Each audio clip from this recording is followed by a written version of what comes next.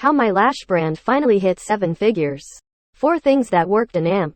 5 that failed. Longtime lurker finally deciding to contribute. I started selling at-home lash extension kits in 2018 since the lashes we'd buy for our beauty salon weren't available anywhere online. Our revenue has been up and down for years and was too unpredictable for me to quit my day job. Until last year. Ever since, we're on track to do $2.4 million in annual revenue. 38% profit margin so far unless something derails us. I made an effort of writing down what worked in AMP, what didn't in my notes. So I'll retype it here. If I had this list in 2018, I would have saved about 4 years of trial and error. What didn't work? Point 1. Supplying small independent retail and AMP salons. This seemed like an obvious win since I come from the beauty salon world. I sent promo materials and AMP samples to salons followed by cold calling and AMP emailing. I wasted $8,000 and countless hours in this endeavor because I was arrogant and didn't realize how short-sighted most salons were. Lash salons thought it would hurt their bottom line if customers can do it themselves. Not true. Hair plus makeup places loved the idea but didn't see the value in ordering from us over just stocking the cheapest kit available from Alibaba. In the end this produced like $2,000 in sales and AMP wasn't scalable. Point 2. Organic social media posts on our own pages. I had like 300 plus image posts and AMP memes designed and AMP loaded into a scheduling app so that our Facebook and AMP Instagram would have new content every day for a year. Needless to say, this is good to do in order to appear more legitimate, but it does basically nothing for sales. The only social media content that produced any sales was Instagram Reels and TikTok and AMP. That required filming tons of vertical videos. Point 3. Paying for a booth at trade shows or attending conferences.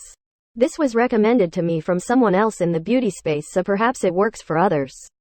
For me, this was a near total waste. Everyone seemed interested purely out of politeness, and the vast majority of people approached me to sell me something rather than form a valuable connection. Not hating or anything, but I will not be attending any more of these. Point 4. Hiring a popular ad agency based on reviews. Did a Google search to find an ad agency. Spoke with all the most popular ones and chose a big one with fantastic reviews. Got locked into a contract for a few months. Then, everything went to shit. They treated us like some established brand with infinite capital. Their efforts doubled our CAC and derailed all ads under the guise of restructuring. They kept saying things will optimize but never did. Had to terminate the contract under threat of lawyers. Word of advice. Avoid agencies with long-term contracts or ones who rely on you to do everything like write the copy and provide creatives. TBH, you might be better off just hiring someone in-house once your revenue justifies it and having them learn on your account. If not, learn yourself since it's a good skill. Point 5. Trying to compete on Amazon and AMP. Get discovered there. Long story short, I think Amazon sucks for getting discovered and AMP only works for easier transactions with your existing crowd. I poured cash into Amazon advertising and AMP paid people to fix our listing repeatedly. The result? Race to the bottom where our lash kit is displayed next to others at 1/2 or 1/3 the price. With zero context for product quality and AMP, how they differ. We lost a ton of money trying to get traction in AMP. Amazon customers seem to carry a fraction of the LTV of our Shopify ones. Also, most of our competitors would break Amazon rules in AMP. Mail people letters asking for a review in exchange for an Amazon gift card. We didn't do that in order to stay compliant and watched those competitors overtake us in organic results. Oh, and don't even get me started on the brands named stuff like IUYWSMAH from China that would lie about product material on the listing in AMP. Sell a fake kit for almost nothing. Okay, now I am done with the negativity. Here is what did work. Point 1. Making an unrefusable offer for first-time customers. This I cannot stress enough because nothing seemed to work before we figured this out. Especially not paid advertising. Unless you have tons of capital for celebrity endorsements and AMP brand awareness spending. You need to embrace your reality as a value brand. Customers need to rationalize you over competitors, and the offer needs to be so good they convert. In an interruption marketing setting, aka paid ads. This doesn't mean you should permanently cut your prices BTW. You just have to give first-time customers a discount and AMP bundle together products to maximize perceived value, rather than forcing someone to choose a lash thickness. We had a starter kit with each SKU at a good discount. When they say that money is made on the back end, they are saying it for a reason. Trust me, a bulk of our profitability comes from what happens after the purchase. Point 2. Sending ad traffic to performance content instead of a product page. This was a game changer for us, though I've heard mixed things depending on the niche.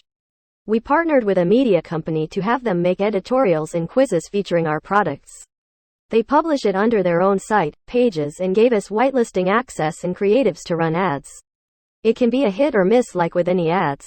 But when it hits, it totally blew our stuff away.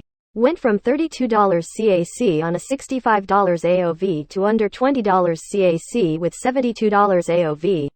This allowed us to scale our ads much higher before diminishing returns. We just kept all targeting broad and would increase the daily budget until we hit like $1,500. $2,000 per day in ad spend. Now our ad spend is distributed so 60% goes on their performance content stuff. 20% goes on our best performing UGC ads. And roughly 20% goes to retargeting. This setup has been working the best lately. Point 3. Dial in on email marketing automations and AMP. Send value emails. I used to think that email marketing was spammy and the extent of it was those pesky cart abandon emails like, left something behind? Quote, boy was I wrong. We created a series of emails that our customers loved. There's no easy shortcut to do this other than testing and surveying your customers about what they want. I tested like 50 different concepts until we came across lash inspo, emails where customers can see various makeup looks using our product.